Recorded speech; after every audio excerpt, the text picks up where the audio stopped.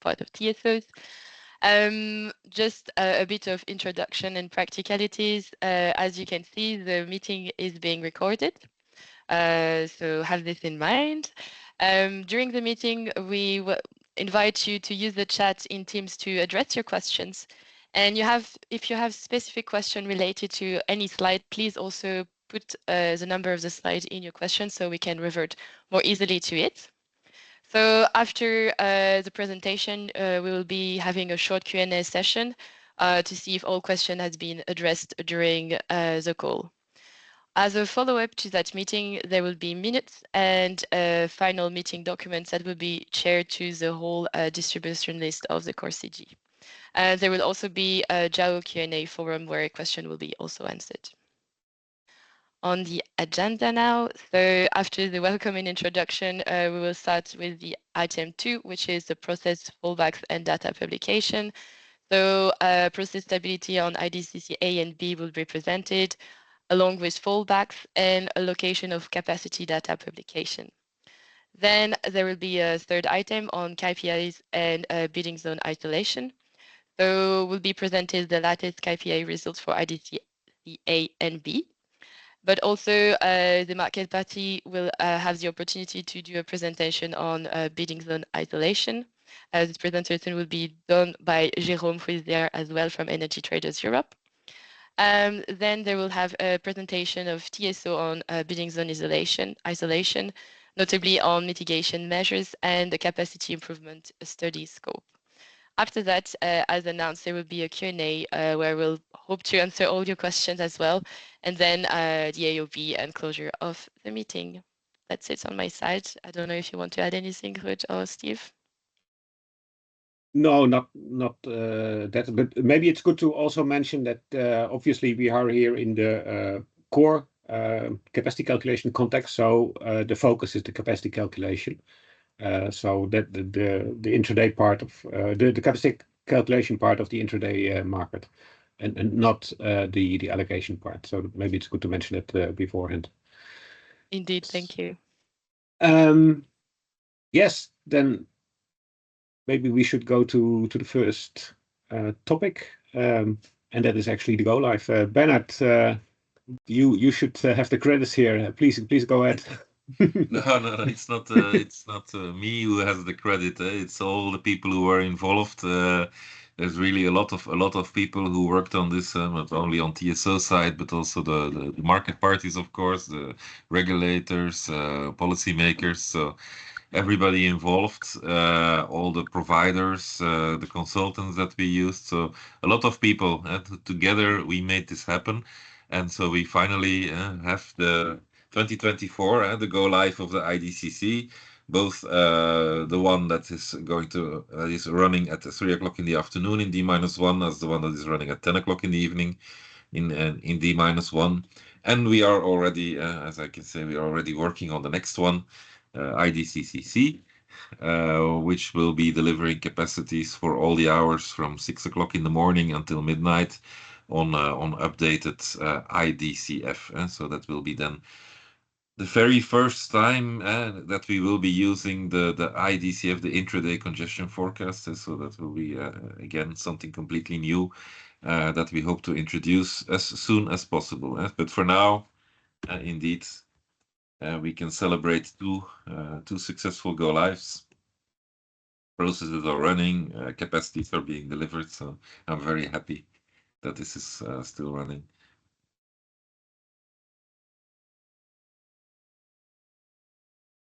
Yes, then I suppose we go to the content of things here, Bernard. Yeah, so in more detail then, process stability of the different processes. So first of all, for IDCC-A, so the 3 o'clock in the afternoon capacity delivery for IDA-1. So since the go live, which we made technically, so we had the technical go live already end of May, and then a physical go live, let's say, where we actually delivered capacities to the IDA-1, which was together with IDA go live on the 13th of June, if I'm correct. Yeah. So So since the IDCC go live, both processes have been monitored. We have KPIs, and we have to say that the IDCC-A process runs successfully. On all days, results are published before the 1445 deadline. So there is no really any problem with this process. So it is running. It is a completely new process. So that makes it, I think, for me, I think for the people who made it happen, it's really very good to have this completely new process at 3 o'clock in the afternoon, D-1, running so smoothly.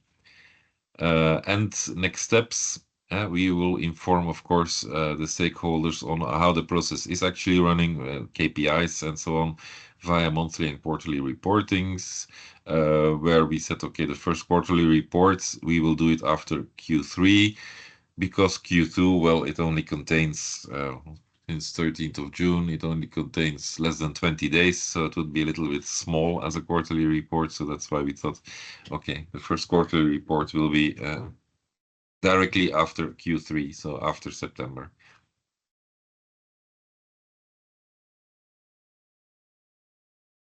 Okay, process stability for IDCCB. Indeed, so we also have been monitoring this, and the stability KPI results, they are in the material of today.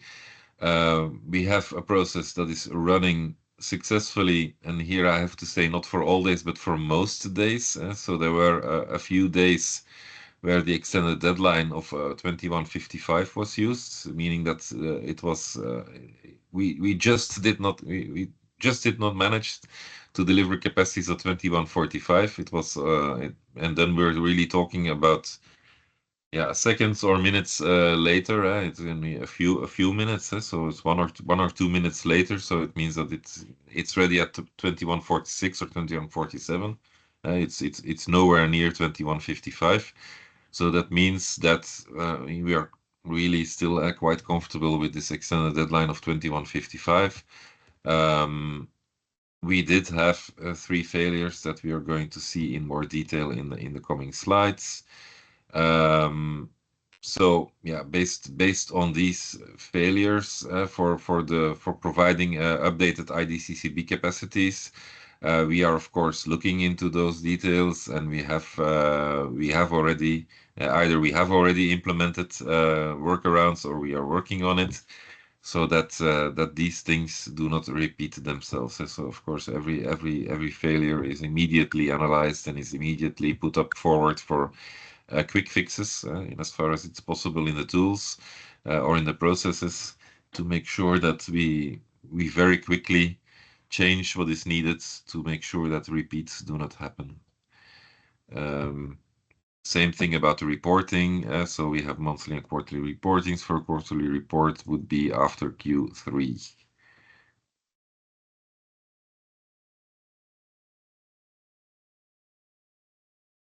So there was indeed a day ahead AAC fallback for a business day of the 23rd of June. So that was due to a bug that was causing exceptionally low capacities. Exactly what the bug was is very technical, very difficult to explain. Maybe if you need to know, there could be a colleague of mine who could explain it here today in the call, but it's a bit too far for me to give you all the details. But then we apply a fallback, and so where the RAM on each connect is then applied. It's applied according to Article 19 of the CCM, in fact. And so we have adjustments for min RAM from the day ahead domain, and so finally we still deliver capacities. And so solution for this one is implemented. Will be implemented on the 11th of July, which is today. So I expect that it is implemented today or in the coming days. So the idea is that we would have a release today if everything goes well, and that this bug cannot be reproduced anymore.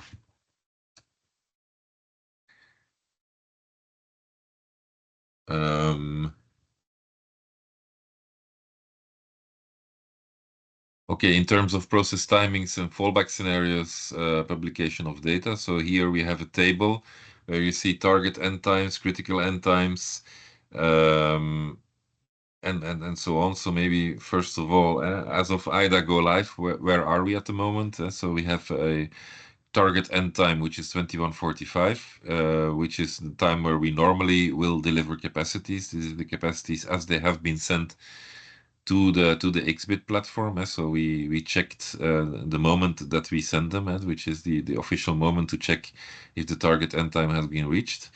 Critical end time is an additional 10 minutes that we have where the capacities can still be sent and still be used by IDA2. So that's 21:55. Unfortunately, yeah, this has an impact on publications. And so as much as possible, we will still continue to aim to reach the 21:45 deadline. And indeed, we are still working to increase the quality of the process. So that these target end times are more and more reached in the future, so that we can shorten somewhere still some timings in the process, and that the criticality of the 21:45 is decreased, and so the probability of reaching this deadline is increased. Then next we have critical end time for the submitting capacities to continuous trading. Supposing that we don't reach the 21:55, what do we do? Well, today we stop. So that means we are not going to continue calculating, and we just end the process, and the capacities are not delivered. So we fall back to the previously calculated capacities. In the future, we are thinking enduring solution earliest as of September 2024, and also when we have received NRA feedback on it, we think it would make sense that if the process is still running and is still calculating, that it makes sense to still update the capacities. IDCCB capacities in general are larger than IDCCA capacities. So it would make sense to still provide an update to the market, but it would then be somewhere after 22:05, and it would then go directly to continuous trading. This we don't do today because we don't have today the authorization to do it. So the CCM says that we have to deliver at 21:45, and we cannot deliver later. So we have already received comfort to deliver until 21:55 from the NRAs, but not yet to deliver afterwards. So as soon as we deliver that, and as soon as the necessary updates to the tools and the processes that have been made, we would then be able to deliver even later. Could then be 22:30 or even 23, depending until where we can go to deliver capacities. It would always be as soon as possible, but it would then be somewhere after 22:05. Of course, still in an exceptional case, because the target is still to deliver at 21:45, even in the enduring solution. Fallbacks. Fallbacks are still IDCCA capacities. So if it still doesn't work, we fall back to IDCCA capacities. That is if IDA2 is breached, and then if the critical time is breached, so to be determined based on array fallback. The idea is just to continue trying to calculate, and only in the end to still fall back to IDCCA, but the probability would be extremely low, because if we have time until 11, for instance, it becomes really almost unimaginable that we would not reach the end of the process and to deliver capacities, IDCCB capacities. Okay. So main open point, I think I said that. And then what about publication? So there is more detail on the next slides for the publication. So they are generally published on the Java platform and on the ENTSO-E transparency platform. Normal process is that the capacities can be found on the pages as shown on the screen. So on the Java platform, final ATC, final NTC should be found there, and also on the on the platform, the transparency platform. Sorry, I think I said something else, but I mean the ENTSO-E transparency platform. There the information is also to be found. In case of fallback, other than mentioning a failure due to the delay of the process, we cannot immediately publish the capacities on the platforms. It is not yet foreseen, and so the capacities will then be reported for IDCCB on a fallback page. So that is again shown on the screen where to find that. So this is concerning JAO.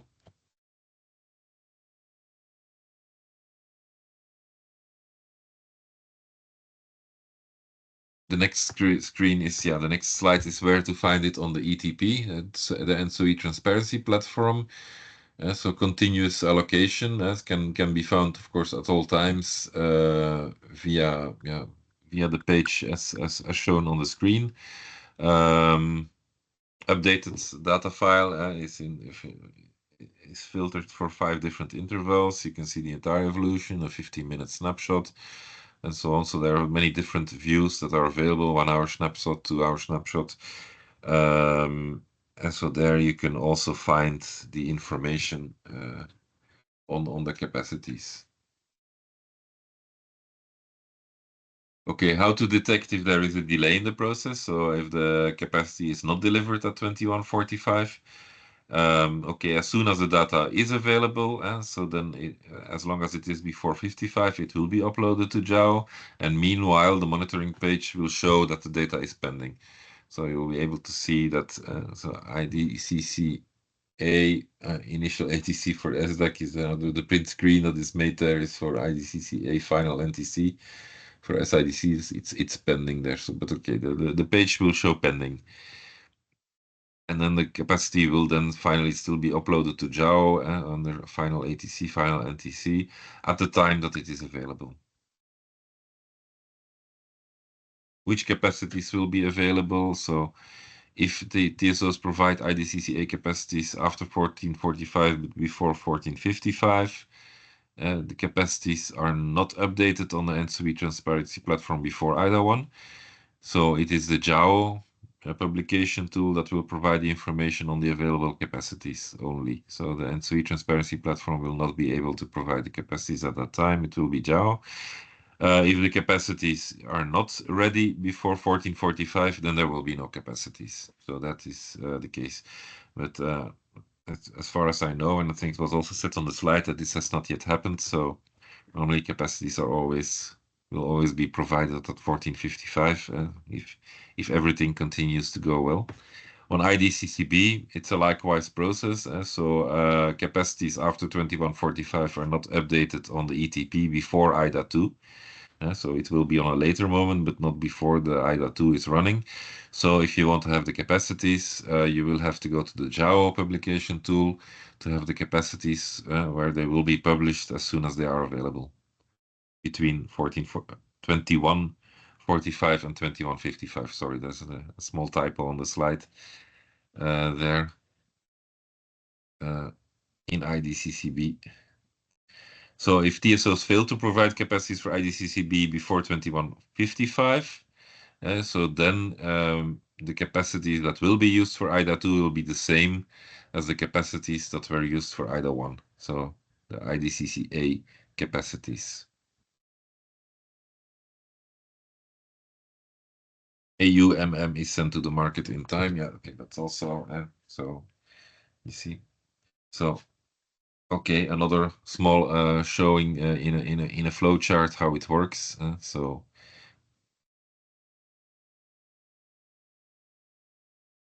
I don't think there is anything new on this slide, as it's just another way of showing things.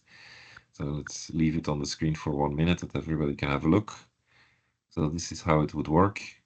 In the happy flow, both ETP and JAO will have the capacities available at 21:45 or at 14:45. If we go to a more stress situation, then it could be that indeed the capacities are only available on JAO. Yes, indeed. I think we had some questions about. Yeah, we can do a small break procedures. for questions now, because before we go to the KPIs. Yeah. Jérôme, please go ahead. Yeah, hello. Yeah, thank you for that. Quick question on the publication of the capacity. Will it be possible to have an earlier publication of the capacity without impacting the cross-border continuous market?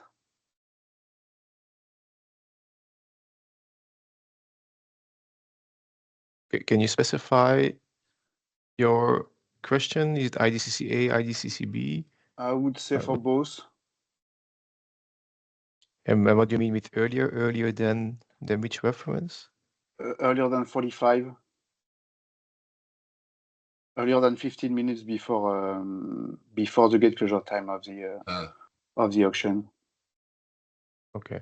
I think I have a relatively simple answer to that, but maybe the wrong one. I will try, and then somebody can correct me. But mostly the capacities will be ready somewhere between 43 and 45. So publishing earlier is almost impossible. So they will never be ready before 2143 or between 1443.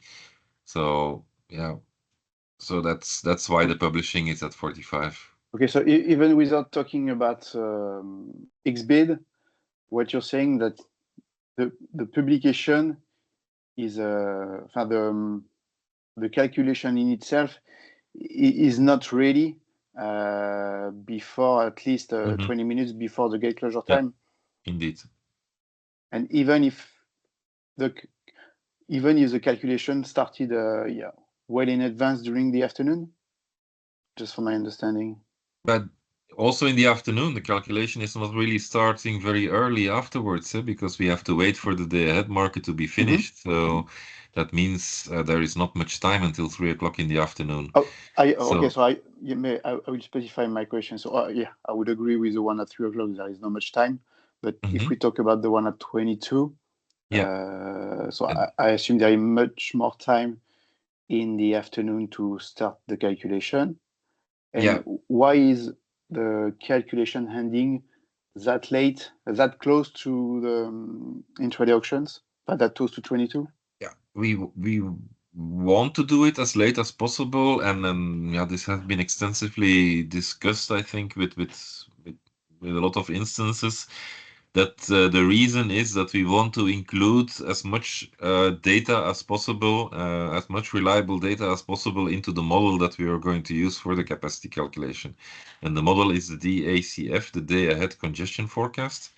So it is in fact the first time that a capacity calculation is done based on the day ahead congestion forecast, because until now all capacity calculation has always been on the D2CF, on the D-2 congestion forecast.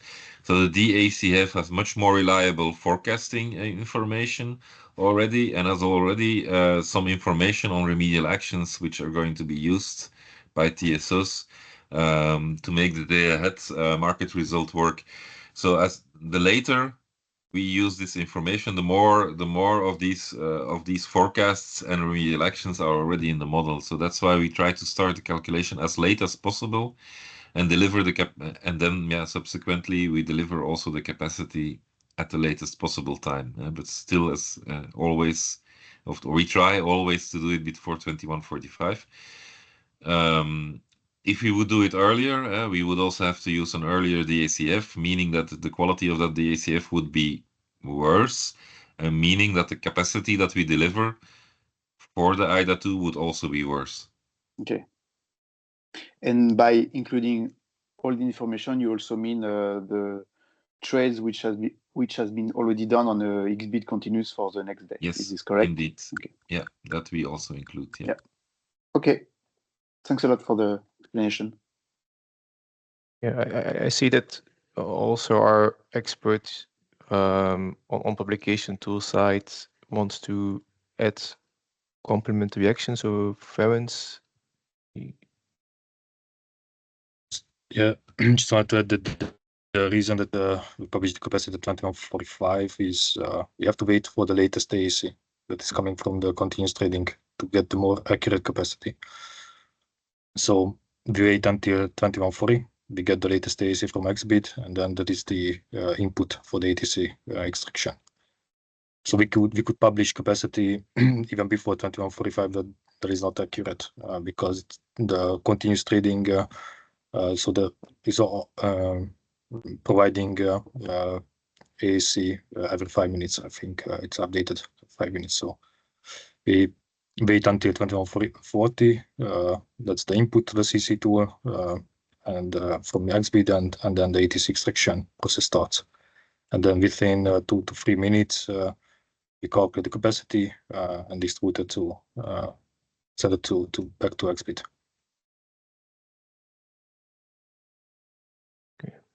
Does that sufficiently answer your question, Jerome? Jerome Michel, Yes, I mean. it explains. Yeah, thank you. It Okay. explained my question. Okay. Thanks. Yeah, and then Jérôme Lepage. Yeah, hey. Good afternoon, everybody, and thanks for organizing this call. Maybe quick question on this this explanation and this slide on the publication. The reason why there's, in case of a delay, there's no publication on the MFIT platform of ENTSO-E. Is that for the moment a technical thing and it will be remedied over time, or is there an intention behind not publishing data on MFIP and only on the JAO tool?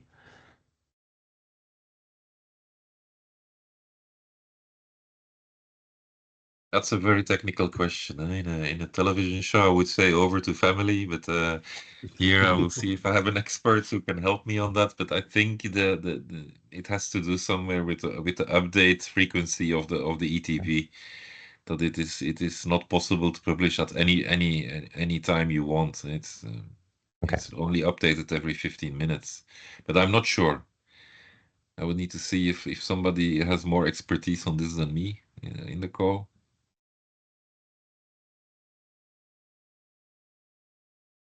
I mean, if not like answered here, this is something that probably you can take back maybe with the people responsible for MPIP, and just to check, and if it's something to remedy at some point, that's probably something to look into. Yeah.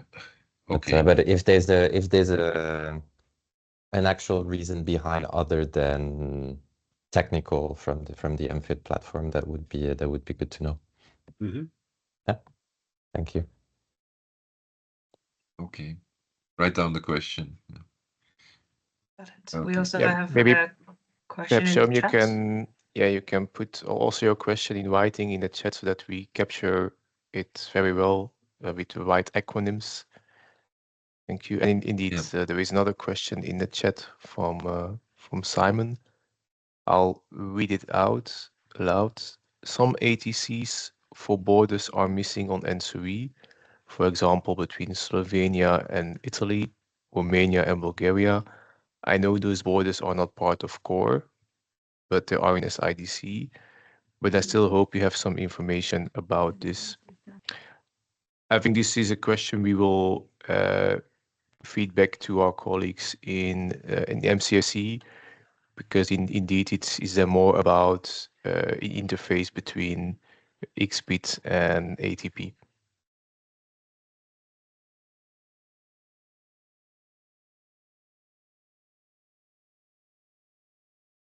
Any further comments or questions on this topic?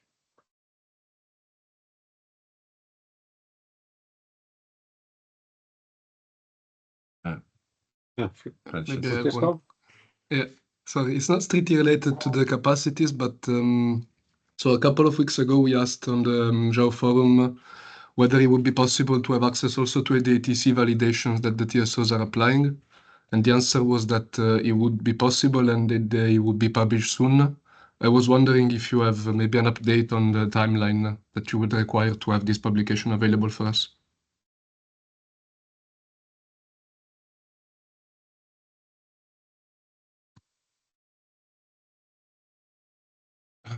Good question. I don't have the timeline at hand at the moment.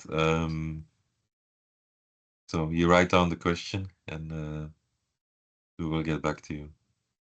Okay, thanks. There is, however, In the KPI part of today, there are slides on the ATC validation. So at least we can offer that today. We are aware that this development on the application tool itself is pending. It has to come. And I will get back to you with the planned date on that. Yeah, indeed. The information will be in monthly and quarterly reportings. That's for sure. But I think here the question was more on online information. So that's yeah. Indeed. Okay. Thanks. Okay. Okay, that's for this topic then. Then let's go to the next one on KPIs and improvements. Yeah. I feel like it's a one-man show. At some point, if some others of the group of the IDCCPT want to step in and take over, it's no problem. So it's that I don't talk all the time, but just raise your hand if you're willing to take over some slides. I will be happy to share the time with others. But in the meantime, I can start. So yeah, background. So results are available from 29th of May until 26th of June on these slides. Yeah, in the meantime, of course, we have more recent data. So and the last days are going quite well. So there's no big failures from recent days to mention. So that is already good to know. So KPIs are based on a very limited period. This is an important element that we want to bring. So please take the numbers with a lot of grains of salt or something like that.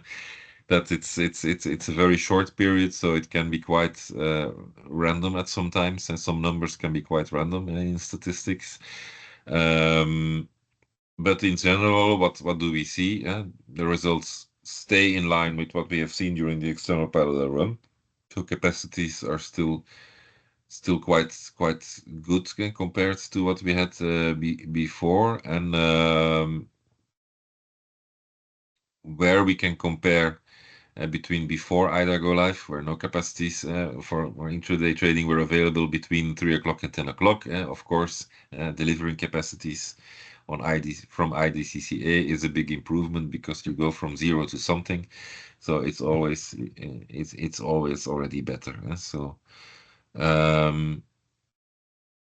capacity reductions of TSOs for IDCCA. So due to some issues that we still have to include the necessary trading from the necessary data from continuous trading into the DACF, there is some limitations that have been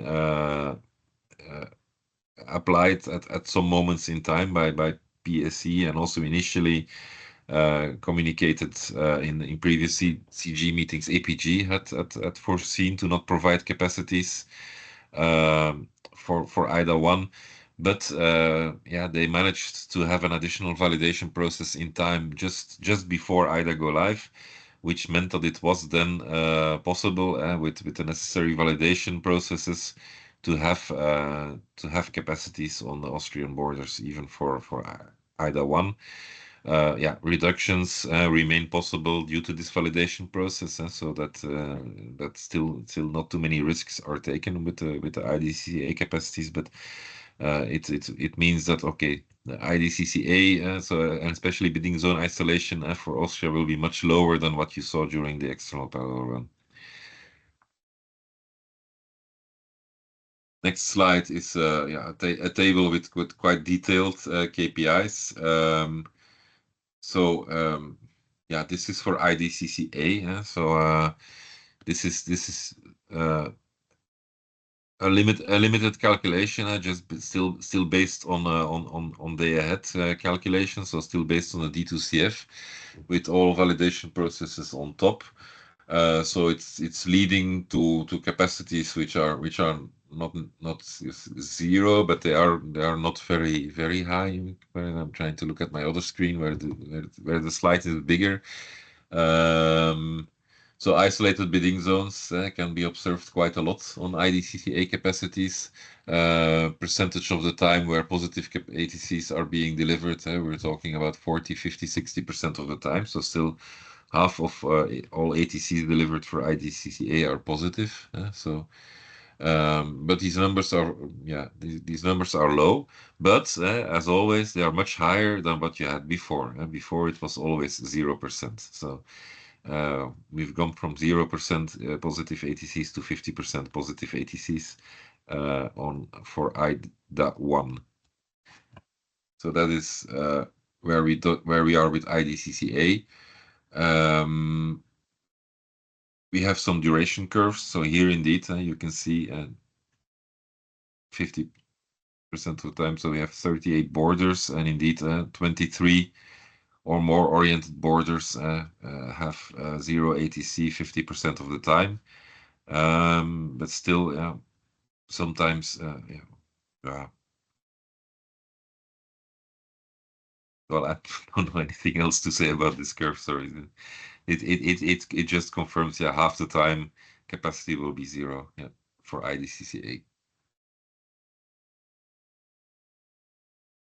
Also KPI results, the lowest ATC values are still for the for the Austrian export direction. So this is mainly due to extremely high export situations in the day-ahead market. So Austria, for the period that we are looking at now, which is the month of June, so there were most of the time there was very high export already from Austria towards these countries in the day-ahead market, meaning that the capacity was already fully used by day-ahead, meaning that as a result for intraday there is not much left.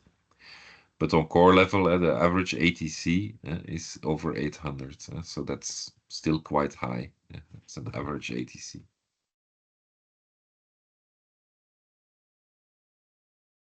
Percentage of the time that capacity is 0 or negative. So there you see it again. So it's a picture with which shows that we are somewhere between 50 and 60% of the time that capacities are 0 for IDCCA, but more than 40% of the time they are non-zero. So which is an improvement.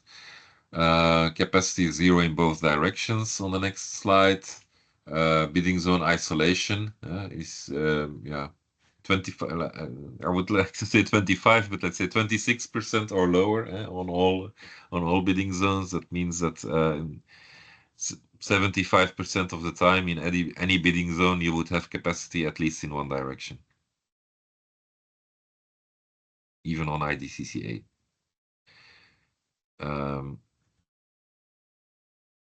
Some ATC validation. Just checking. As far as I know, there is no IVA validation. There is no time to do IVA validation for the IDCCA. So we really only have a few minutes for local validation. So it has to be a very quick and dirty, let's say. So a very quick process to do some ATC validations on the IDCCA. And so you see that there are some ATC reductions on some borders. And so the horizontal scale, and it's mostly two TSOs that are applying ATC validation at the moment for congestions that are observed with the IDCCA results.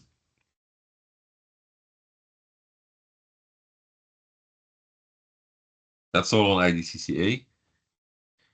So I have a likewise set of slides on IDCCB. Not sure if in the meantime. No questions in the chat. Okay. I continue with IDCCB then.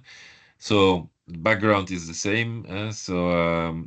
Observed results. So results are in line with the results that we have observed during the external parallel run.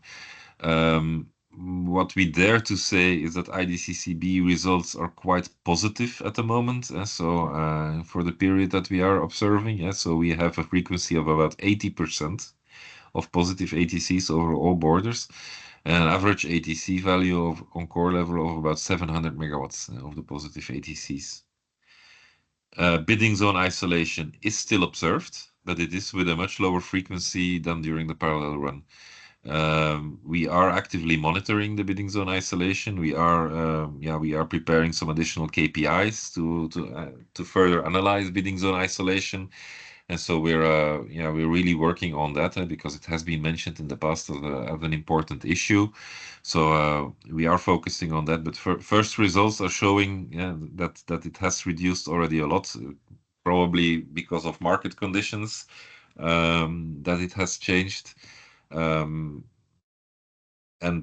so we continue to observe. Of course, if it disappears by itself, so the better. But we think that sooner or later it will come back, and then we will have to deal with it. So parameter settings below on the slide. So this is just to confirm. No, still on the previous slide. Just to confirm, so that we have around 5% FRM for all connects. So the development of the tool is still ongoing, where the FRM will be calculated automatically based on the IMAX which is being used. Some TSOs, if not all, but at least some are using a dynamic line rating, which means that IMAX can change to the maximum current of a line can change every day or even every hour. And so if the IMAX change, well, then if you use 5%, then the FRM has to change as well. But currently in the past processes, FRM was a hard-coded value in the input files. And so we are making it more dynamic so that the tool will automatically recalculate the FRM for all the connects so that it will be exactly 5%. At the moment, it is almost exactly 5%, let's say.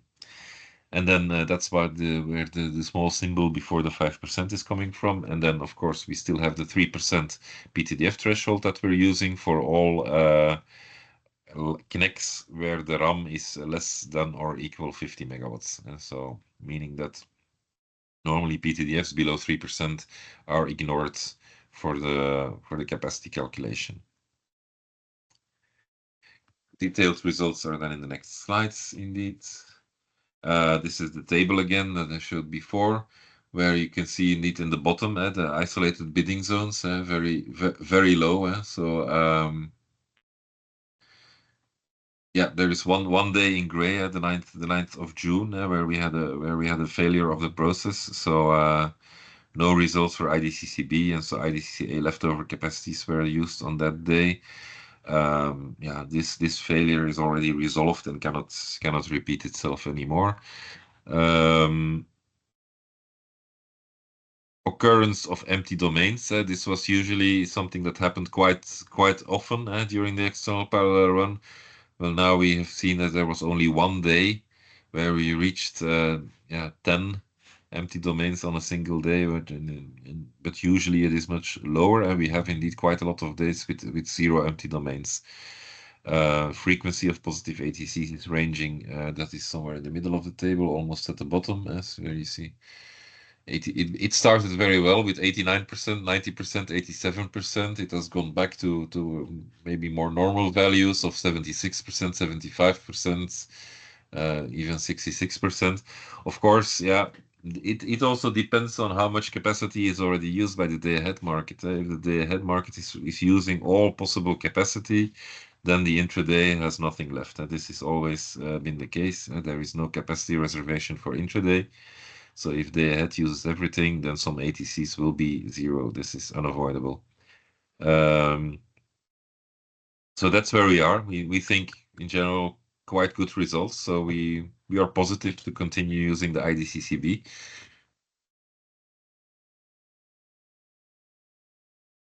Some more results on the next table. There is one exception here, the 23rd of June. Negatively impacted by this thing that I said earlier, the application of the day-ahead domain AAC fallback for all timestamps, which had a huge impact on the calculation of the intraday, and so that led to these very low capacities for the 23rd of June. 17th of June was another day of process failure, unfortunately, so that where the IDCCA leftover capacities were used. So that's where we are. So I think you've seen the 3 failures that I talked about. Frequency of positive ATCs, and so between 67 to 92% of the time. You see that here also in the curve. So 50% of the time there are 6 or less borders that have 0 or negative ATCs at the same time. And more than 15 borders, let's say, or more than where is the half? The 18 borders is 50% of the borders. And so you see that less than 10% of the time you would have more than half of the borders at 0. So 90% of the time there is quite a lot of capacity available.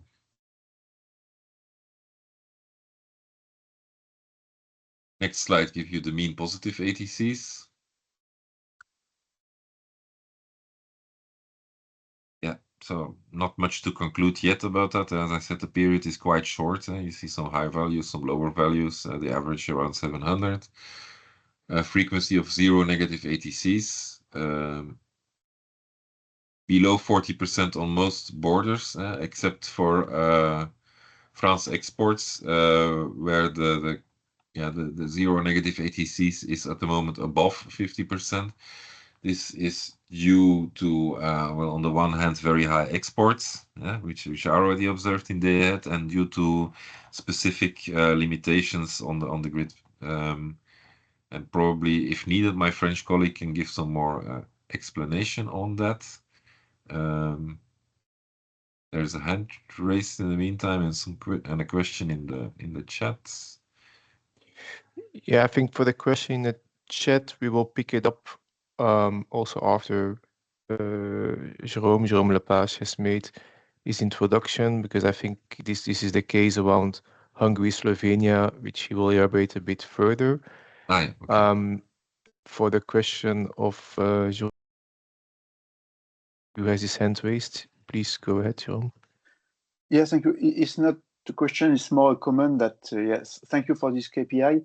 Maybe it would have been great to have on the top of this graph the comparison with previous methodology.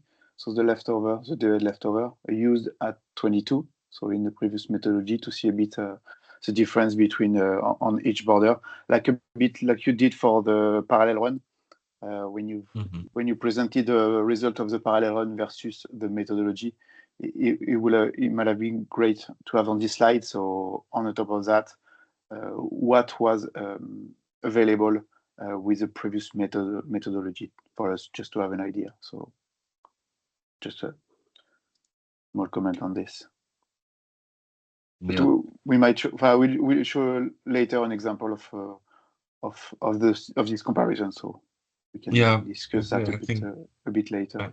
I understand indeed that for the moment the comparison is still possible, and maybe in the future, if you have your own tools, you will continue to be able to do the comparison. But from our side, normally we have a rollback period, and this rollback period is finished, and then we decommission this process. So we will not continue to calculate data that we are not using. So the leftovers will disappear.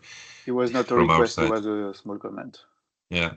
So that's why we didn't put them on the slide anymore, because it would create an expectation that you will not have in the future. So we will not be able to do the comparison anymore. What we would theoretically be able to do is to compare live values with parallel run values. So this month with the previous month. But then again, you have to ask yourself, what are you comparing? So, okay. But this is maybe possible. Maybe to close the topic at once, could we jump to that Q&A slide? If you have a slide on it, then we can immediately take it and you conclude. mean the slide that I didn't believe Jérôme will be presenting? I think that the question of Jérôme relates to is it Germany-France border, for which a slide has been put in the Q&A? Do we do that? No. This one, yeah. If I'm not mistaken, right, Jérôme? Is that what you refer to? Yes. Okay. So I think indeed there is only one relevant process. That's the one that is now in operation. I'm not sure.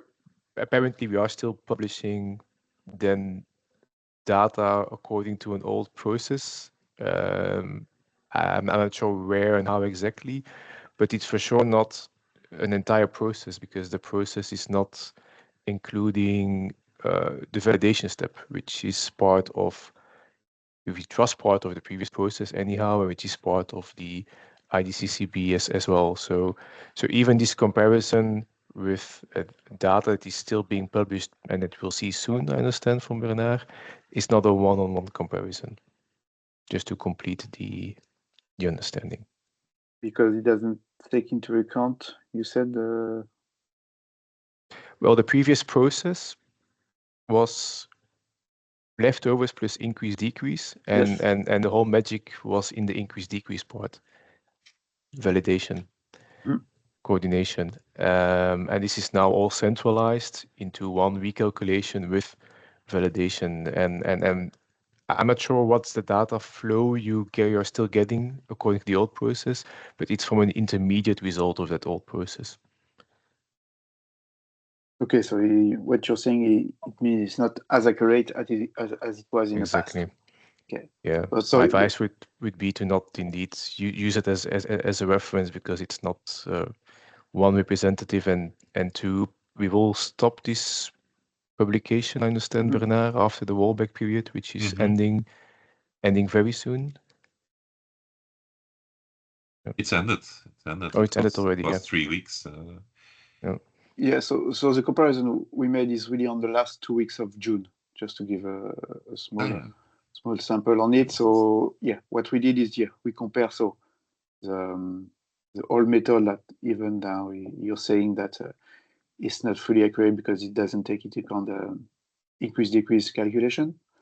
But yeah, as it was still published, we took it and we compared it to the IDCCB, so the new methodology, and that's a really a quick comparison just to complement what we discussed already in the past, especially on this Germany to France direction. Okay, that's understood. And thanks for flagging. We will take the action point to make sure we stop publishing this data to not create further confusion.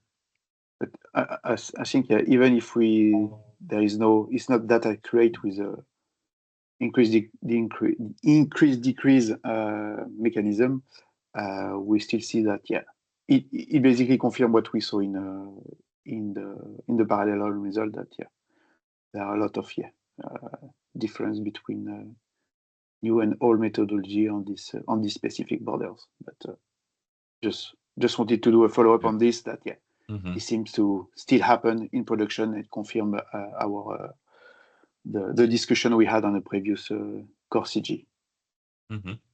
Yes. Okay, with that clarified, we can indeed move back to the KPI part. Thanks. Okay. So then the slide on the bidding zone isolation. You see a lot of small bars there on the right side, where the isolation happens in both directions. And so indeed we have very small bars for Belgium, France, Hungary, Netherlands, Romania, and Slovenia. So frequency is always below 5%. So the height of the bars is below 5%. What is remarkable on this graph is that at the moment the Netherlands is no longer the leading bidding zone isolator. So maybe it will come back, because it was a very high bar in parallel run slides, but at the moment it is not really the case. So where is it mostly coming from? It's mostly coming from export limitations from Austrian side, as said earlier, also from French side, due to it's always the combination of very high exports already in the ahead, also Romania, so very high exports already in the ahead, combined with congestions in the grid, leading to this impossibility to export for certain bidding zones.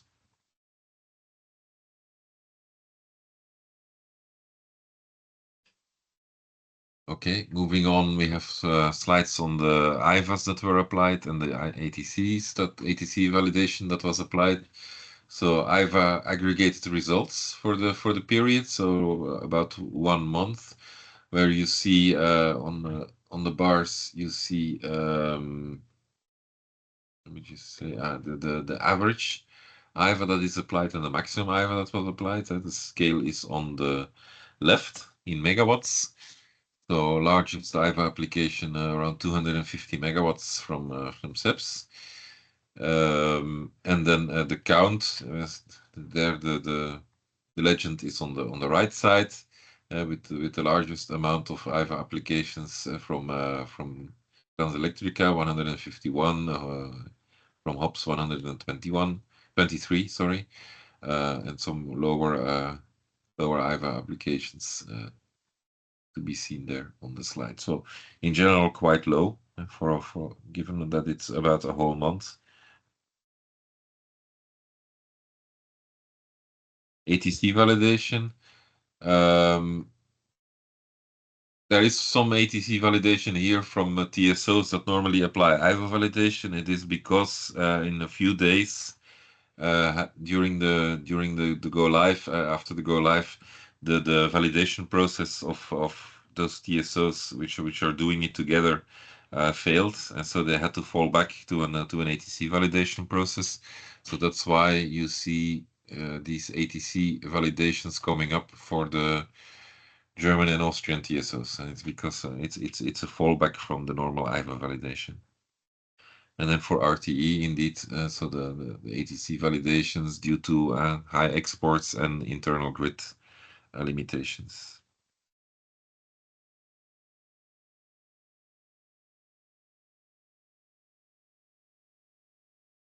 We have one specific question on 27. Perhaps jump back to that point before we go to the next slide. A good question. IVA reductions, are they for import and export? IVA reductions are reduction of a margin on a CNEC. So it's difficult to pinpoint exactly what the effect is, if it is an import or an export effect. I really cannot say, but it could work for both directions. Yeah. I don't know if this answers the question. Okay. Yes, it does.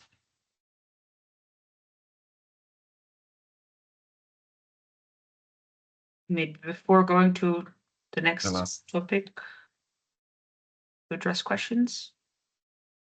Any other questions on the KPI? Because this is no longer about. Yeah, the next slide is no longer about KPIs. Yeah.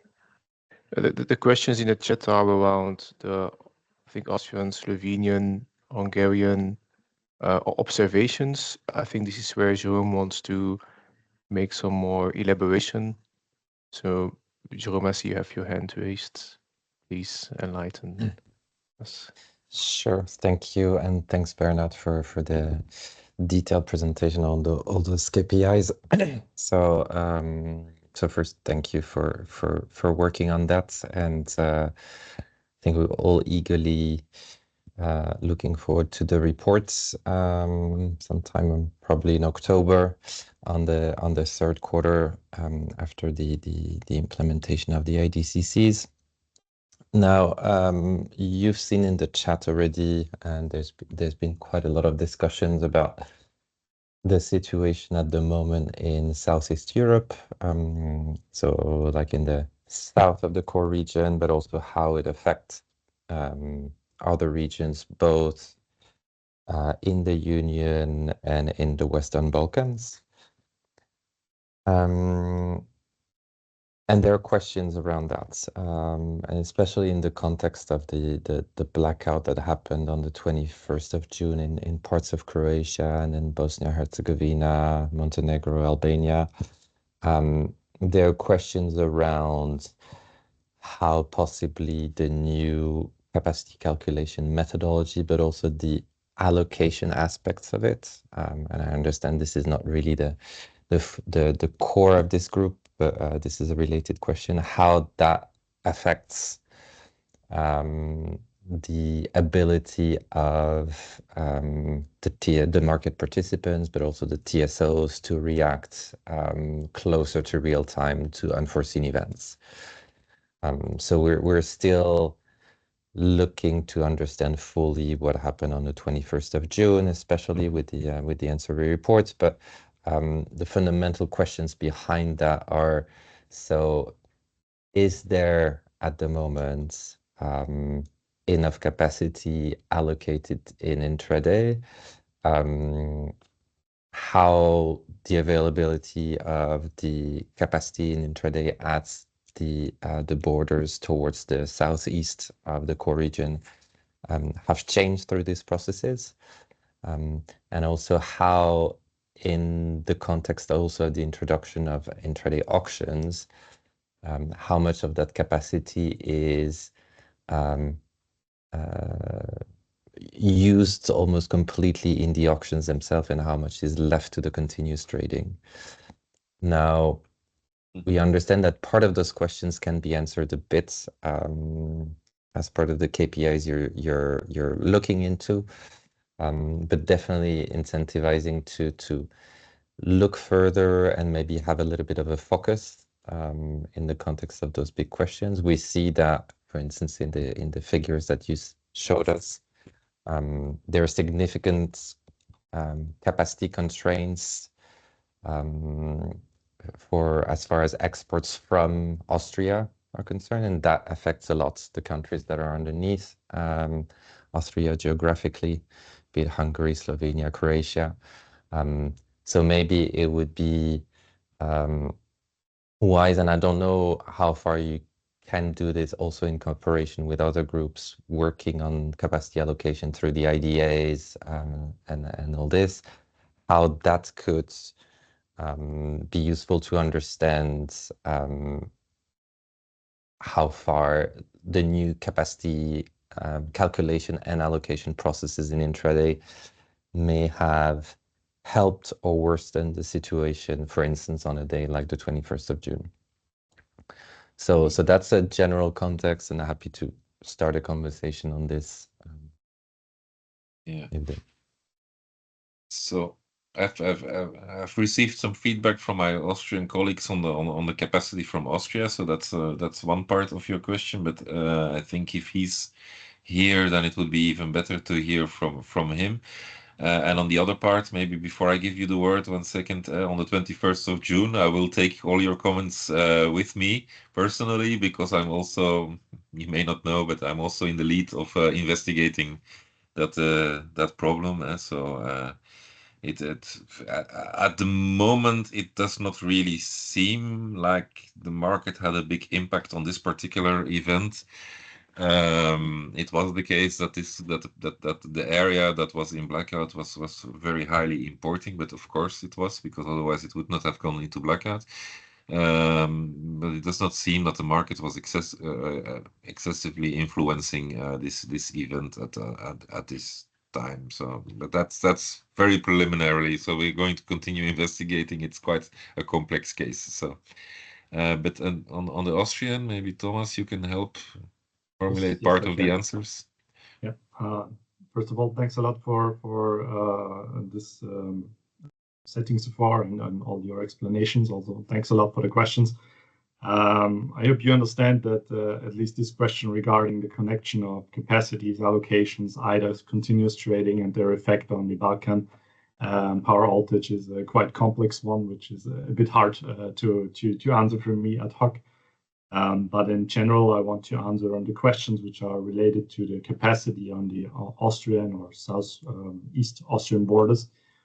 So regarding the IDCCA, here, as you likely have noticed, we did not provide capacity most of the time of the parallel run, which is linked to the situation that the ATCs which are extracted in the capacity are not fully considering all our borders in the way they should consider them, which means that without invalidation, it could lead to a situation where we might overestimate the capacities, and we have tested and analyzed that.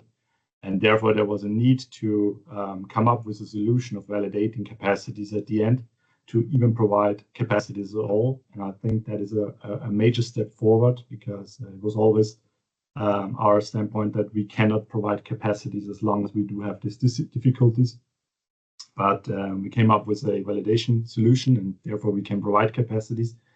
And as Bernard already mentioned, in the last month or in this time frame we are looking at, we had most of the time a quite high export situation from Austrian perspective already from the STAC, which lead to little leftovers for the borders on at least almost all Austrian export borders, as you can also see here on the slide, which I know is on IDCCP, but the situation and all the underlying situation is the same.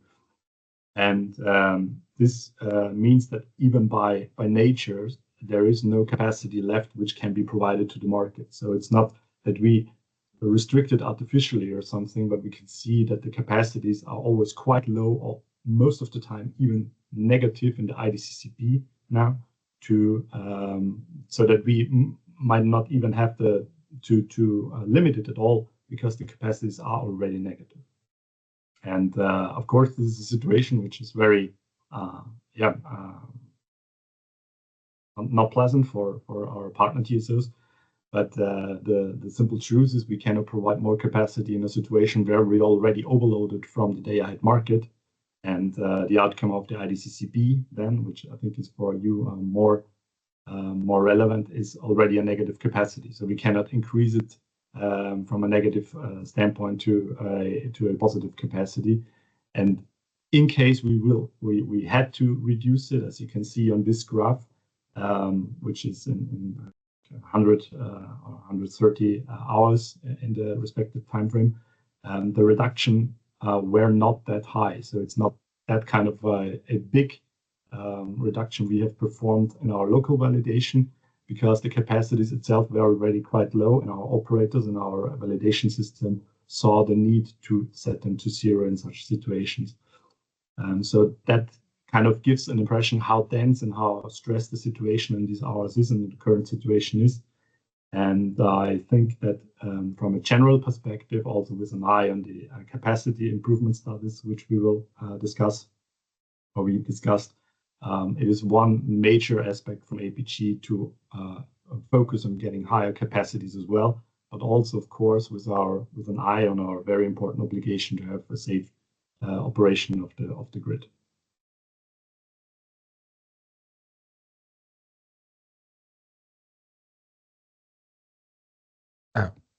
Thank you very much. And this helps starts understanding my question, and then, but maybe it's in the follow-up that we'll have in the coming minutes is when I hear, okay, like there's already a lot of capacity that is like has been allocated in the head, and I understand the overall logic. There was also some form of expectation from the market that this step from the head allocation to what can we allocate in intraday would be a little bit more elaborate with the introduction of the intraday capacity calculation, with like more refined data, better like grid models that are closer to the reality, updates on the expectations and the FRMs, etc. So there's the question from our side, and especially consider like looking at the very strong much stronger, let's say, borders at zero in the IC in the first intraday capacity calculation, that we would like to understand better how like the new capacity calculation like is improving and releasing extra capacity compared to a situation that where it was just leftovers based on a calculation that had happened 2 days before. So there's this thing, and it's really what we're seeking, and we understand we cannot go beyond what the cables can carry, but we want to make sure that like the best calculation close to real time is performed, so that especially the capacity availability for the market and possibly even for the TSOs to use in more tense situation is like optimized to the maximum as close to real time as possible. So that's really the perspective in which we're seeking more input from your side as TSOs on this. Yeah, I fully understand this. We will strive for having a clear communication on that. We also have the KPIs and the reporting. As said, there is the study. But I just wanted to mention one general remark, and that is the current situation for Austria with this high exports, which is a completely new situation to us for such a long period and for this kind of over months already. So it's an all-time high situation we have never encountered before, kind of. And therefore, I think it's not quite a fair comparison if you say, okay, previously we might had more capacities in certain situations, as in those situations, at least in the last years for this period, we were not in such a situation where we're currently exporting, but it was more balanced, or it was more like a transit flow. So it's kind of hard to compare this. And yeah, as said, we are trying to do our best for that and to improve the situation. There are projects ongoing on the capacity calculation and improvement side, also of course in the Austrian action plan and so on. But from a certain perspective at the end, there is a limit to the grid, which is maybe in some situations even better. Let's say it's shown better in the IDCCB than it was previously in the Leftover process following the increase-decrease process. But as said, I fully understand this point, and we will consider it, and yeah, I will keep you informed about improvements on that. To complement on that, thanks Thomas for your elaborate feedback. I think our mission is to better explain indeed what is driving the limitations that we see, and a part of it we can work upon by improving the quality of our grid models.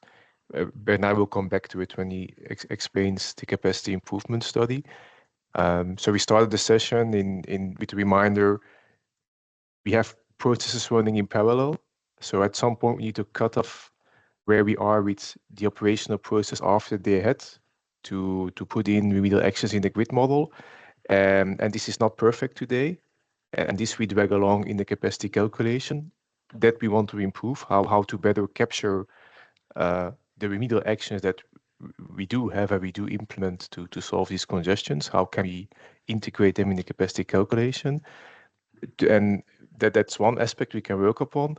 And the other aspect, which is prominent here in the dialogue, is the way how the market is playing out, the level of usage of capacity already from a day-ahead market.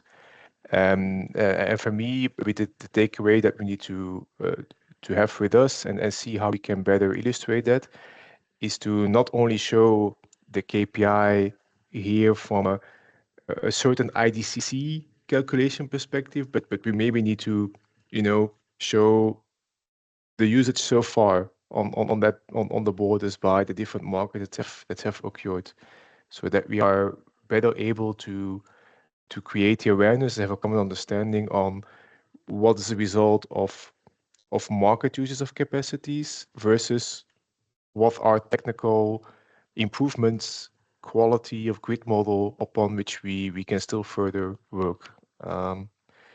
I would see it in that way, that we can organize ourselves and make an effort in improving the way how we explain the KPIs and how we develop them. Because Thomas is right, we should not mix everything together on the one common denominator. If saying that there is a lack of capacity, we need to split it out in the different different drivers. And then I heard also your suggestion, and I will think about it, that it doesn't stop at capacity calculation side, because when it goes to the intraday market, there is first the IDA that creates a certain usage of these capacities, and then what is left over from the IDAs goes in continuous trading. So I know the colleagues on the allocation side, they also start to develop these kind of statistics. And I think it's useful indeed to bring together both sides of the picture, because I see in the chat these type of questions like, I want to be able to intervene as a market party closer to real time, so in continuous trading. The capacities have been released before and used up to that point, so this is to some extent the effect of how the market design, the allocation design is now put in place. So we need to do also a better job of explaining that.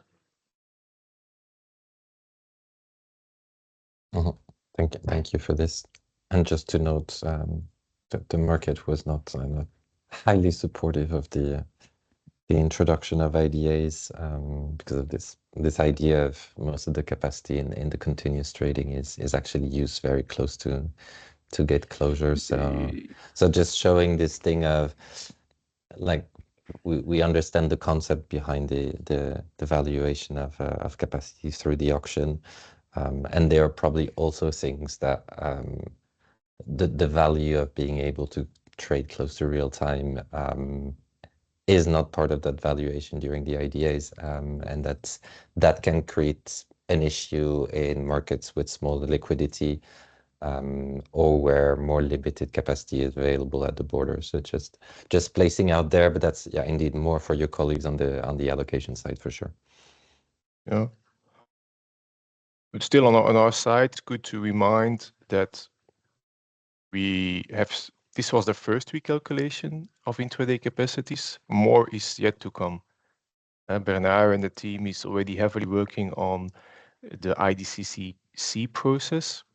So a recalculation that will go live in 2025, and then there is still some closer ones to real time to follow. So this is, we believe, still the right way to go, that we are able to recalculate capacities closer to real time. And not all of these will directly feed into IDAS. So we will have 4 recalculations. 2 of them will feed in IDAS, and 2 others will feed in continuous trade. So this is also, I think, some perspective that is welcomed on your side.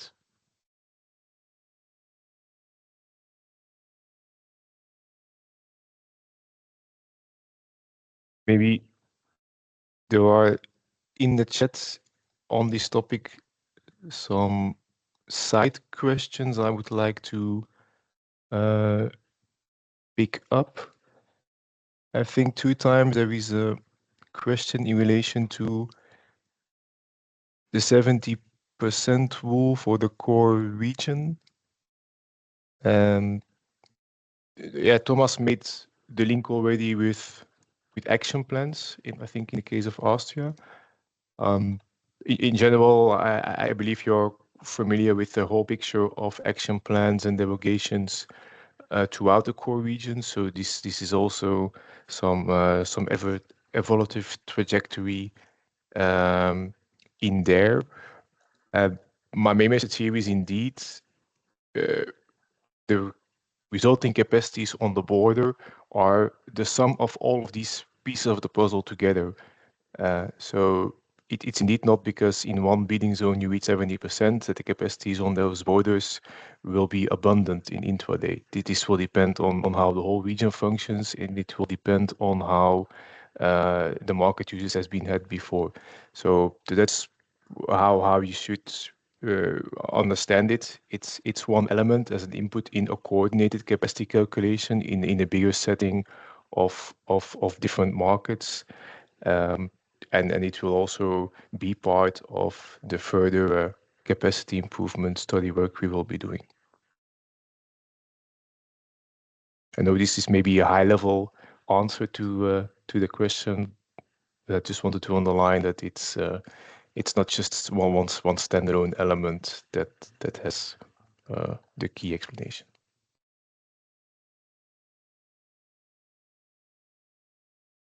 Maybe maybe before continuing on the questions, let's finish this and then go through the Q&A that we already had, and then see which questions have not yet been answered and from the chat.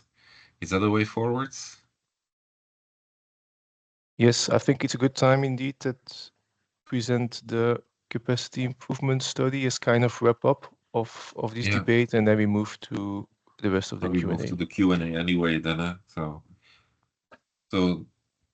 I will just very quickly go through this slide. Well, it is a big slide, so it will not be quickly, but I think there's a lot of interesting information on this.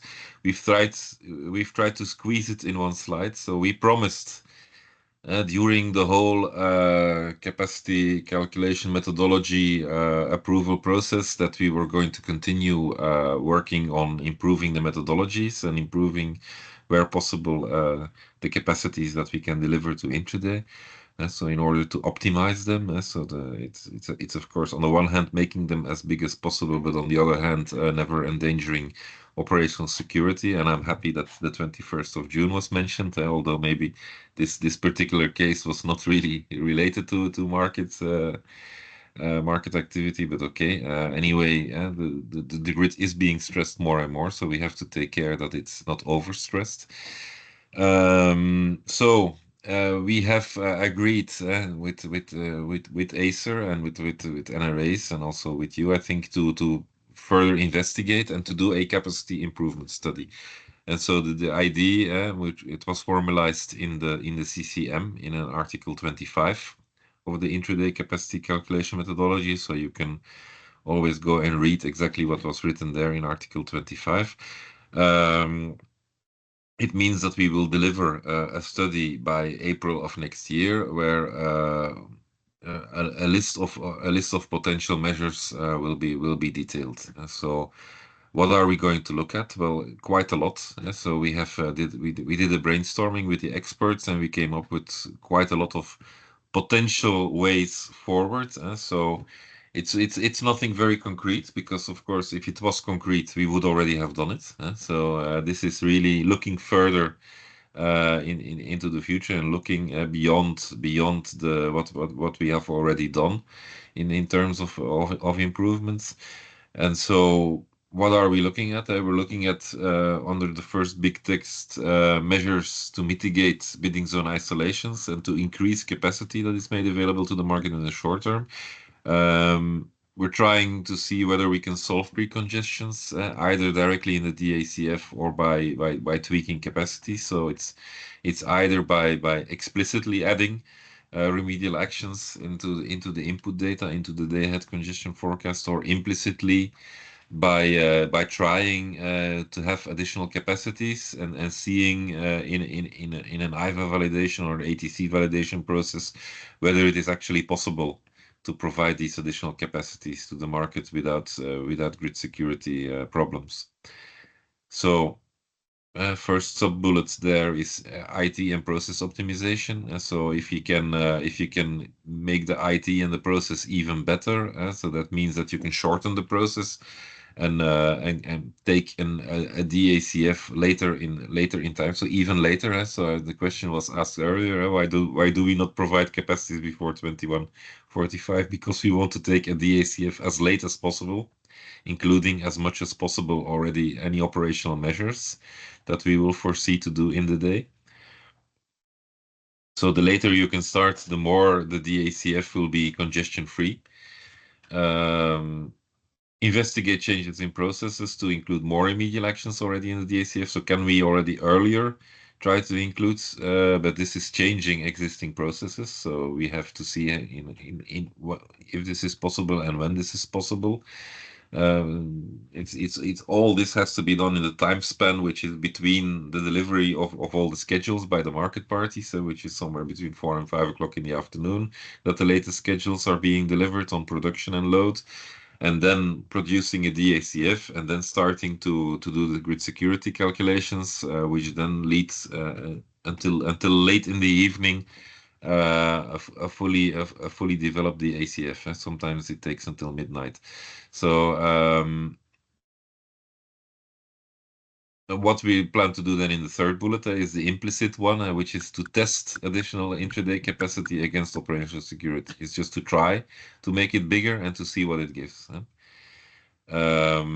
That is the third sub-bullet. The second main bullet under the topic of mitigate bidding zone isolation is improvement of ATC extraction, is to see if we can change still something into the ATC extraction algorithm, where we focus more on those borders where the capacity has been put to zero. If by changing the ATC extraction, maybe some capacity can be released there. And another point that we're going to look at there is to try to focus, and this is answering some of the questions that we see coming from market parties, to try to focus the ATC extraction on those borders where the ATC is used most of the time. So to focus on those borders where the ATC is actually used a lot in intraday, and to give there more capacity and maybe less on borders where the ATC is almost unused, in as far as this is still the case. Additionally, we are going to do some extra studies which have been requested by Acer, and which are explicitly mentioned. So to test whether removal of non-core interconnectors from the list of connects, if that makes sense, if it helps in to have additional ATCs in core, and if it does not endanger the grid security in general. Application of remedial actions closer to real time is going to be investigated. We're going to look at the effect that investments have, the targeted investments in the grid infrastructure. What is their effect in increasing the capacity towards the 70%? And we have also been asked to test what the alternative bidding zone configurations do in terms of additional capacity in intraday. So those things we're going to do. Some of these things will be together with other groups that are working on it. So when looking at targeted investments, of course, the investments themselves are being prepared in other groups. What we can do here in this study is just to see the effect that it has on the intraday capacity. The same with bidding zone reconfigurations. We are going in this study.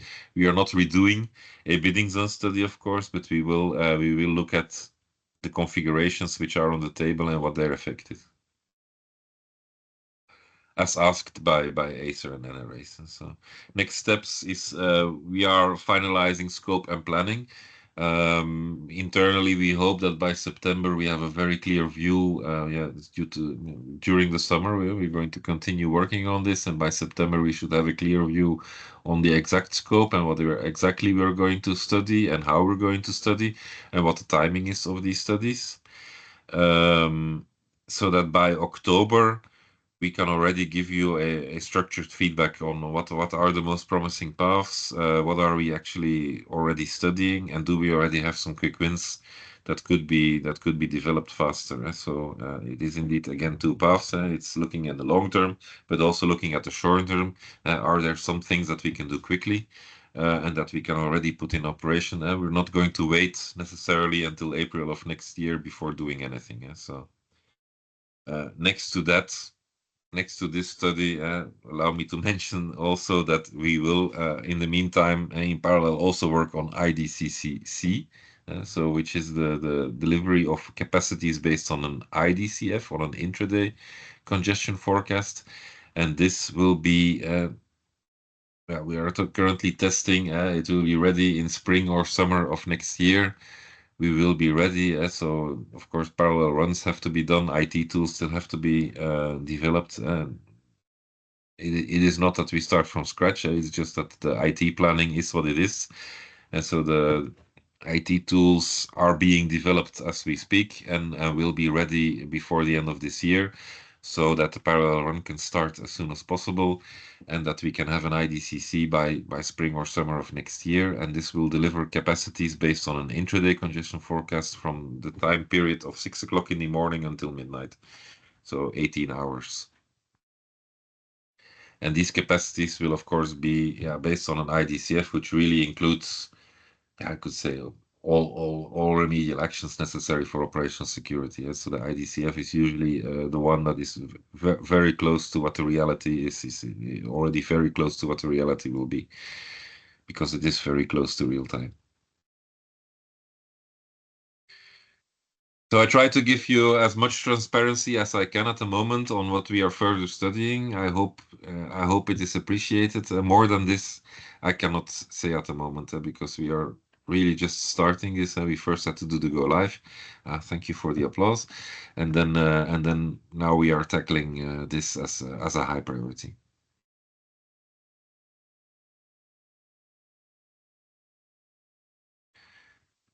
So we can move to the questions then. Thank The you. hand raised Just from before, I Siobhan. think Yeah, there is of course.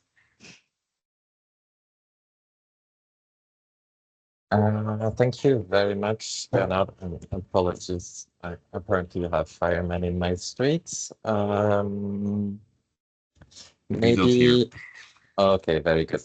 Maybe a question, like a series of questions on your first bullet points, on the measures to solve pre-congestions.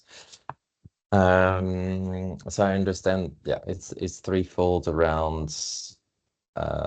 Your first sub-bullet points would be something related to what Steve mentioned earlier, around the different processes that run in parallel for the security analysis and how to try to improve that so that the information comes more in time to be integrated in the grid models to set up the DACF and the IDCF, right?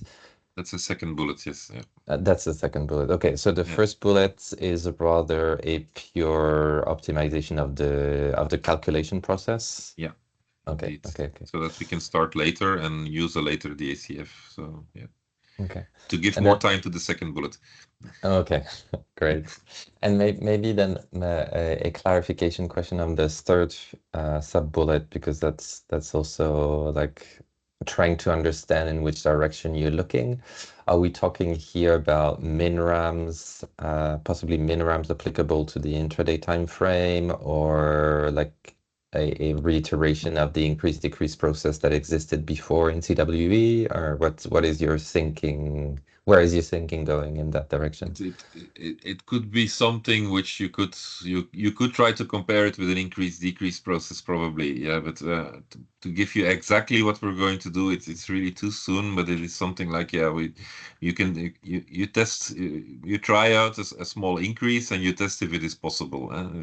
If it is possible from operational security to test a little bit more. Exactly how we're going to test it and what the increase is, I cannot yet say, but indeed it's going in that direction.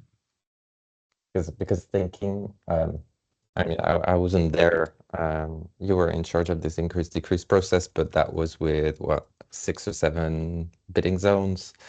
Now we're talking like about 10 or 12 bidding zones, I don't remember, in the core region. So thinking about how we try on the one hand to like pick up like or speed up the process on the one hand, and like what kind of other processes to free up capacity may consume a lot of time on the other hand. Like that can be a bit of a question mark. Yeah, I agree. This is an important point to take also. We have to see if it in the end it is a positive effect. In the end, yeah, as you say, it could turn out to be negative, but, because we use too much capacity, time to do this, and then we lose other information. Yeah. Okay. So I think all that with us. to add some further clarification, these first 2 bullet points, process optimization and introducing more immediate actions in the DACF, these would not require an amendment of the CCM. So there we could progress as per what we learned from the study, and then see what we can conclude and how to implement. For the third bullet point, this would, of course, the conclusion would have to feed into an amendment process. And that amendment process, a placeholder has been foreseen in the CCM update, so ASOS latest decision. Study has to be done by April 25, and if I'm not mistaken, an amendment by October 25. So this is a bit more longer term measure. So you have to understand it like that. Improvement of ATC extraction when it's about playing around with parameters. This is also possible as a short-term measure. It doesn't require an amendment. If it's about changing the principles of how to do it, then we might again need an amendment. So all in all, there is something more as short-term measure in it, and there is something that requires, if we conclude to go for it, that requires an amendment, and that will then take longer. Okay. So thanks for that. And maybe just a clarification question on the point of removal of non-core interconnectors from the list of critical network elements. Do you mean removal of core non-interconnectors? I mean internal connects, or am I not aware that network elements that are not from the core region are taken into account in the core capacity calculation?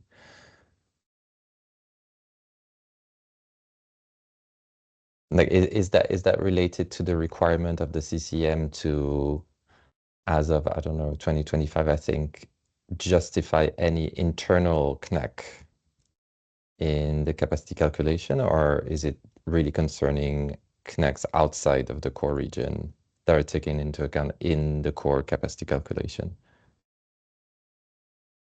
So it's all about that article with internal CNECs.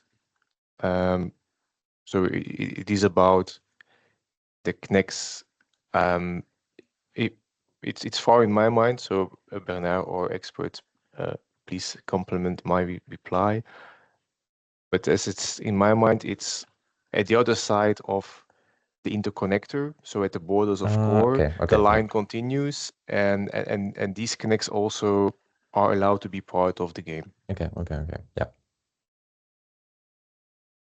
So it's the influence of external flows, yeah, or incoming flows or flows coming out just the of the list core of region. CNECs. Yeah, So these flows are anyhow part of the setup of the calculation, but it really is kind of the observability area, if you want to call it like that. That we don't stop exactly at the geographical border, but that we can just follow the line until it goes until the next substation over the border. That's how I would plastically explain it. I don't hear anyone contradicting me, so I take it that this is still the right explanation. Okay, thank you.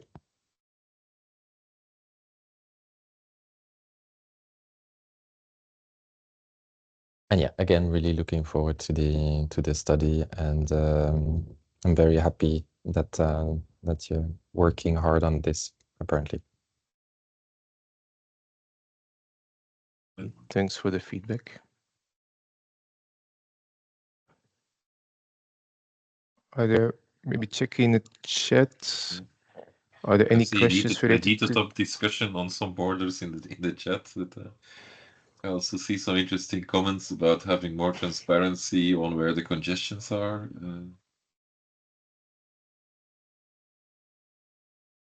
From Croatian colleague. Yeah, so I guess we move now the last 20 minutes to the Q&A. I see Davor has his hand raised, and he has been quite active in the chat. So maybe Davor, in a summarized way, for so remaining open points, because we've tried to put some general answers, of course, so far in our feedback. So if you could focus on your main remaining worry. I should encourage all participants here, especially colleagues from the TSO side, that we should use a really focused bottom-up approach in really showing in a clear way where really congestions are. Flow-based calculation capacity mechanism is a really useful tool for showing the whole Europe and all other relevant institutions where we should put all our focuses and additional steps If we spend too much time in spending too much funds for remedial actions, we will lose required time for building new investments. And we will have more incidental events like the ones that happened recently in Southeastern Europe, because we are in the process of renaissance of renewables in the whole Southeastern Europe. And having so much renewables on the western part of the Europe, and having a huge progress of building the new renewables in Southeastern Europe, suing within Austria, concretely making a new direct power line from Kainachtal to St. Peter, I think is step number 0. And using KPIs and tools like transparency within flow-based capacity calculation method should help us all in joining all the forces to make this step number 0. Otherwise, we will lose the game in this green transition. Thank you for everything.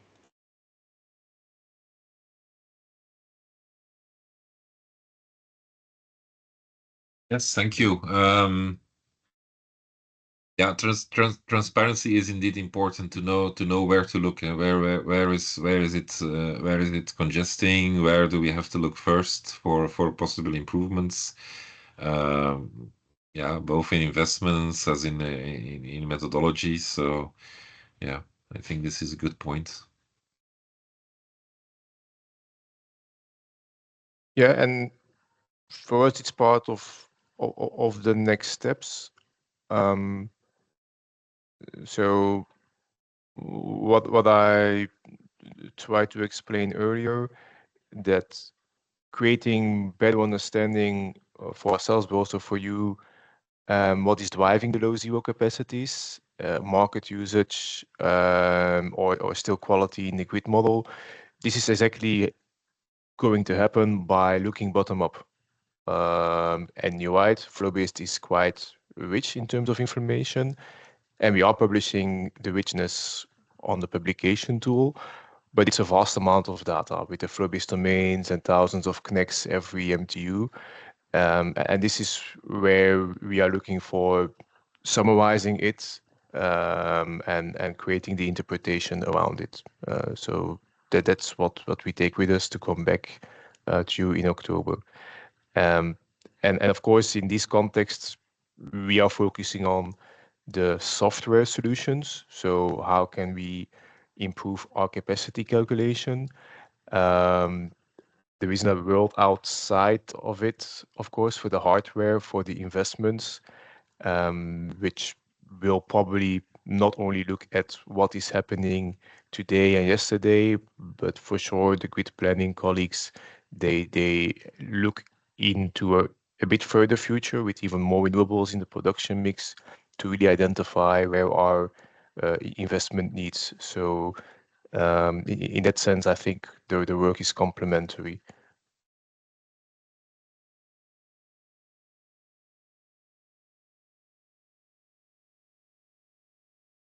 Okay.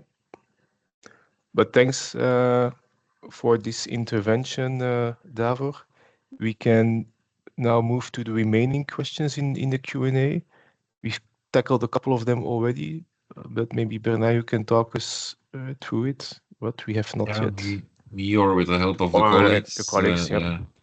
So interface changes, yeah. Again, I'm not a big expert on the publication tool personally, but yeah, it is yeah. It is indeed an inconvenience. We have noticed this as well, that the tools are sometimes only available at the last moment on a Java platform. So we are going to discuss with the platform owner on what can be done. It's the only thing we can do from our side at the moment. So to see whether it is actually possible to advance the tools to earlier moments in time. I'm not sure. There must be good reasons why it is not the case. So first we need to understand and then to see what we can do about it. Yeah. Francesco has a hand raised. It's on this question. Yeah. Yeah, sorry, a bit a comment on this.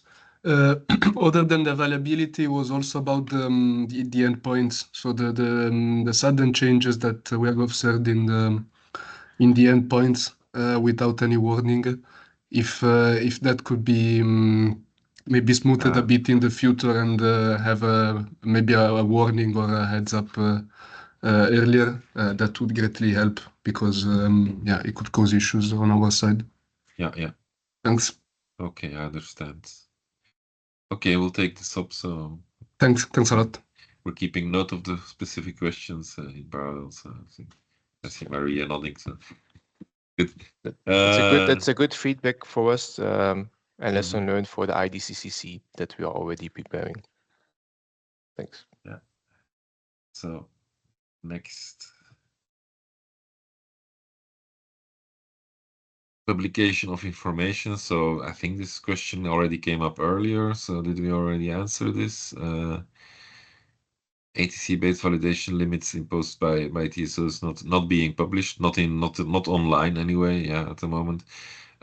So yeah, I think this question came up earlier, so we already answered it. So we can go to the next one.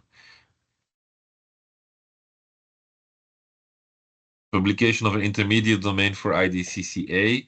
Yeah, this is quite difficult, in fact. So the tools are not foreseen for this. So can we do it? Yeah, in theory we can do everything. The problem is we have to set priorities, and we from our side we have decided that our first priority in terms of development now is to have the IDCCC ready as soon as possible and to focus on this capacity improvement study that I just mentioned. So yeah, we have to make choices at some point in time. So and unless we get the feedback now that this is more important than IDCCC, then we can go for it. Yes, please, Francesco, explain. Sorry, I don't want to steal the show, but maybe then we understand there are priorities, and if this is difficult, we take the point. But we were then wondering if it would be possible to have an exemplified case. So basically not a live upload of the intermediate domain, but just an explanation on how the TSOs are computing the domain and notably the LTA inclusion, and have it released an exemplified case on the message board or on the forum, wherever you feel like it's more appropriate. Okay. I think that is possible, yeah. That's a fair request indeed. Let's see if we put it then on the next CG, maybe to have a common distribution. Yeah. Thanks a lot. Okay. Sorry, Steve, can you repeat? I missed this one. What would be the pedagogical example? I think the pedagogical example. Yeah. Okay. Yeah. To explain how we get to the flow-based domain that we use as a starting point for the ATC extraction for IDCCA. And focusing, if possible, on the LTA inclusion as well. Yeah. Thanks. Okay.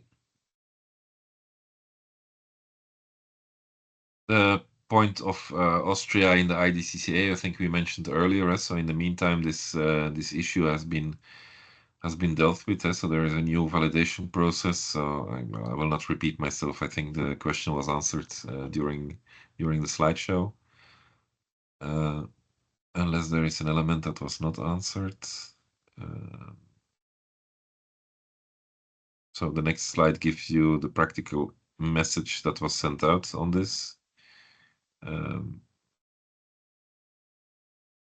So we hope that this message is sufficient to answer the questions on this. In that case, we can go to the next question, which is about the granularity of ATCs. Yeah, this is a rather technical question. So yeah, this is due to the fact that we have now an IDA1 and we have continuous trading between IDCCA and IDCCB. So that means that capacity on some boards is already used on a quarter-hourly basis. So that means that AACs can be different from one quarter of an hour to the next quarter of an hour. If AACs are different, then ATCs will also be different. So yeah, what we calculate in our model in the end is the total NTC. Yeah? So the NTC for an hour is what it is, and the ATC will depend on the AAC. So that's why we can have different ATC values. The particular event of the 21st of June, I think I already mentioned what it was. And they had AAC fallback that was applied, which has an impact throughout the day and also on IDCCB. So the solution will be implemented, yeah, 11th or 12th. Well, it is being implemented as we speak, so it should not happen again. We have a way out to avoid that this fallback in the head impacts again the IDCC.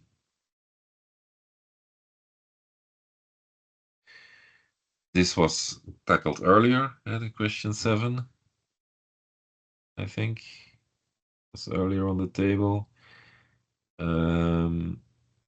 Slovenia, Croatia, and Hungarian border. I don't know if this was already tackled earlier.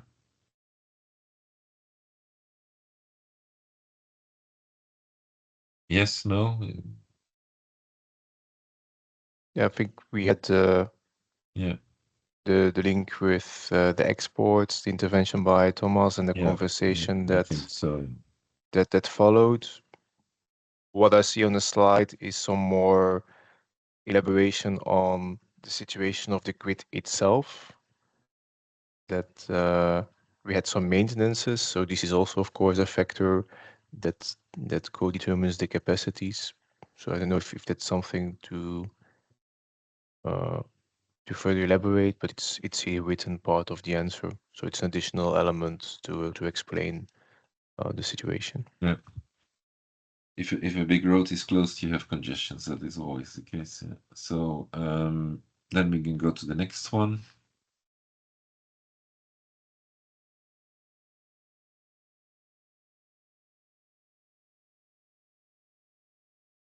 Yeah. The main answer is yes, I think, on this question. So scarce intraday capacity, Slovenia, Croatia. So 0.9 is again on Slovenian Croatian border and Hungarian border. Is this, in what way is this difference from question 7? It's this the is about same allocation. yeah. But it's the same. I believe the question was already raised during the MCCG event recently, and so we took those over. So we are indeed in contact with our colleagues on allocation side. But then it also came back in the Q&A that Sally got it for us. So it's indeed a double question. Okay. And then the 23rd, so we discussed it. So. A double question. Yeah. Okay.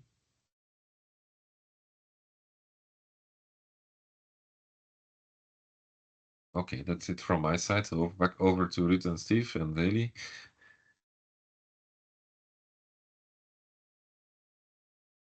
Yeah, we are through the Q&A. I think we're still nice on there are time. some further questions on the chat. Yeah, maybe we could see on the chat if there were further questions.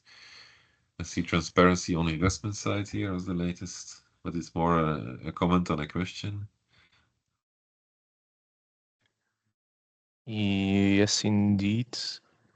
I reckon there are investment planning processes.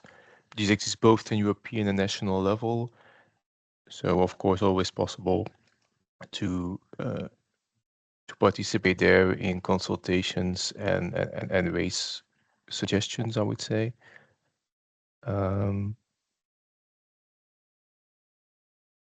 I see 7 thumbs up on the TSO map.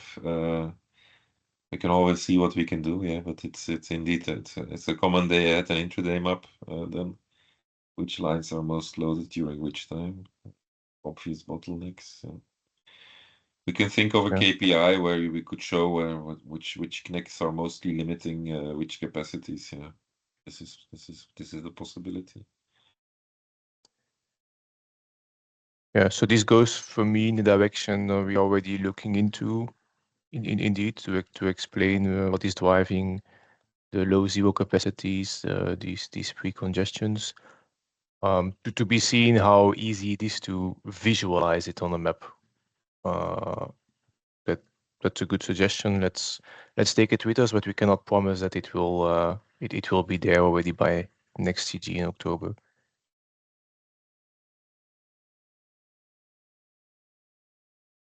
Maybe just to a bit summarize the Q&A and the questions that have been asked, if I may. Just first, thank you very much for answering our questions that we sent from the market participants. So coming from your answer, I understand that the feedback on interface changes has been well thought, and that you're going to maybe see that, and it's a lesson learned for the IDCC. So maybe prepare to provide it in a different way. So we really appreciate that. Thank you very much. And on other question, if it would be also possible to have that pedagogical example on to explain a bit on the publication of intermediate domain for LECCA. I don't know if it's something that we can take for the course CG on October. I think it was okay on your side perhaps to prepare that. So thank you very much on this as well. And especially if there is a focus on LTA inclusion as well. So thank you on this. Also, thank you for explaining a bit the Austrian new validation process as well. I think that was also required to have a bit clarity on this. And for the granularity of ATC as well. I think it was rather clear on Q&A, the answers, but I don't know if we can take some question back and can be answered perhaps in the next course DG and put in the minutes as well. That would be, I think, relevant to have the feedback after summer as well for all of market participants that participate today. Thanks a lot. And that's on my side then, Luke. Thank you.